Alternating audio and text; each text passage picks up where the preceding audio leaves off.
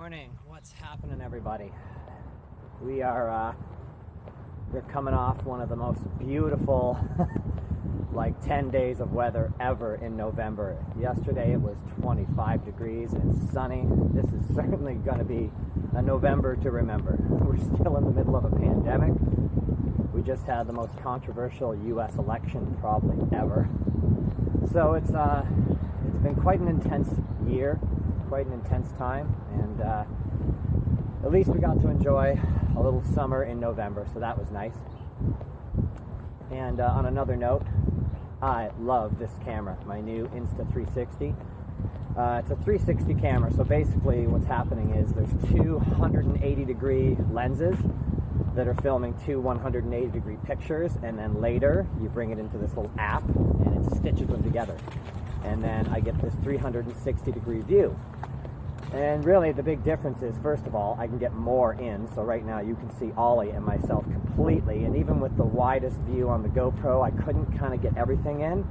Also, I tended to have to hold my arm way out. Kind of makes you look like an idiot walking down the street. Not that this is much better, but it's much more subtle. I don't have to hold my arm straight out because the camera's so wide. So it's been great for dog training. And basically what happens is you get this 360 degree video, and then later on in post-production, like where I'm editing, I then get to go in and sort of select the view I want, which is really cool. Like normally if you're using your camera, you have your camera out, you go, oh, look over here, and then look over there, right? And you're kind of pivoting the camera around as you go, where the 360, I just sort of hold it out. It's capturing everything all at once, and then you get a little phone app, and you go in afterwards and you kind of pivot around, so I can like choose to spin the camera around and look anywhere I want after this has all been videoed. So a bit of a different workflow, and I will say sort of the downside is it's sort of this two-step weird workflow where I have to use their software to sort of pan the camera around and do all the stuff that I want to do, and then I save it as like a regular video file, and then I have to transfer that from my phone into my laptop, and then kind of do the rest of the editing where I add the titles and stuff like that. So kind of makes the editing process a little longer, but I feel like in the long run these are going to produce better videos, and it's just easier for me. Also, like I could put the camera down on a tripod and then do some training videos, and then go in later and pan it around as if I had a second person sort of controlling the camera and following me. So pretty cool. I love this thing. And if you look closely, you might see the stitch line somewhere in around here where the two images are stitched together. So you can kind of see that, but it's not a big deal. I'm out with Ollie today because I'm going to take Chickpea and Penny for a run together in a little bit. So as I've said before, Ollie's not much of a runner. Ollie! So it's nice to kind of get out with just Ollie sometimes and just take my little buddy here for a walk. And today I want to talk a little bit about maintaining obedience training. So one of the questions I get asked quite often when completing my foundational obedience course with people is, so how much do I practice going forward? How much do I have to practice with my dog? And I would just say, don't think of it so much as practice, right? It's not about practice as much as like having a trained dog is a lifestyle. And what I mean by that is like everything that I teach in my foundational obedience course, right? Sit, stay, and down, stay, and place command, and recall, and a nice heel. Like that stuff is just the way you live with your dog now. Like the stuff you're learning is to help you live more easily with your dog. So it's not so much about like how much should I practice. It's more about like just incorporating this, Ollie, as a lifestyle, right? So this is like just how you live with your dogs. So to kind of give you an example, my day with my dogs, in the morning, after I take them out to go to the bathroom, they all go to their beds, so they're being placed, so we're practicing place. Then I get their food out, I recall each of them to me. They sit in front of their food bowls and they wait, so a stay command. Then I release each of them to eat, the release command. Then I take them out for a walk, healing. They're going to sit on the walk. They may down on the walk, like I might incorporate some of that stuff into the walk. Come on.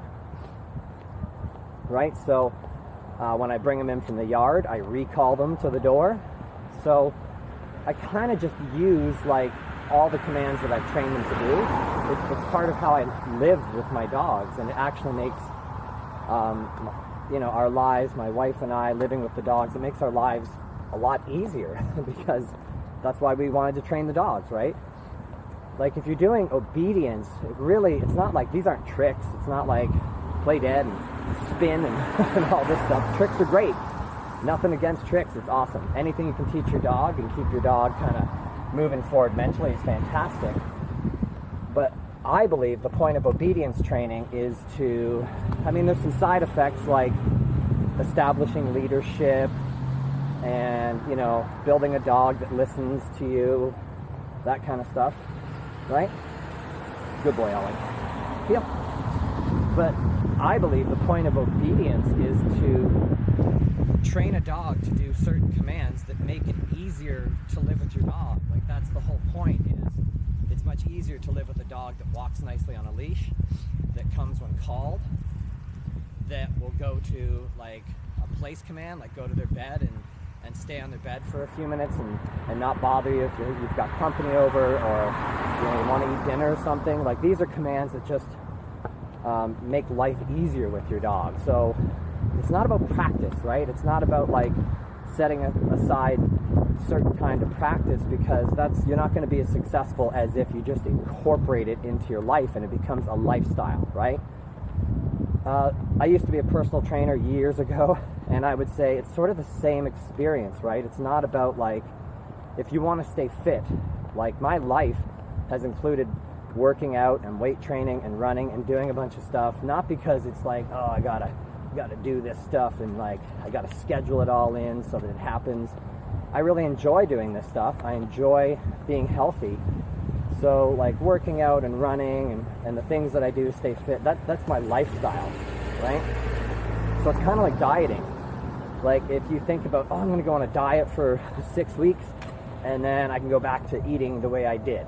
Like that's not going to work. That's never been successful for anybody ever, right? Because like if you really want to be healthy, then you change your diet. It's not about dieting as like a short-term solution. Like I'm just going to eat this way for a little while, right? It becomes a lifestyle. Like my wife and I are vegans. That's for health reasons and other reasons, but we're not like preachy kind of vegans that are going to force you into it. We don't care. Ollie. But it's a lifestyle for us. Like we just eat that way because we feel healthier and we like eating vegan. We like lots of fruits and veggies, so it's not a problem to us. But all of these things become lifestyles, and that's the way you become successful, if you just sort of incorporate like, this is who I am now. And with dog training, to me it's the same. Once you get your dog trained, you just use those commands every day as part of the way you live with your dog. And it's not about practice, it's just about a lifestyle. All right, guys, so if you kind of think of things that way, about when you train your dog, like making it a lifestyle, this is just the way I live with my dog now, you'll be much more successful.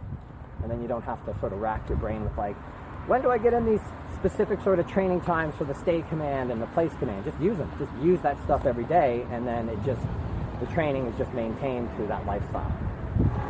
All right, guys. I hope you took a little bit from this video, and I hope you got out to enjoy the summer in November. And other than that, I will see all of you in the next video. Take care.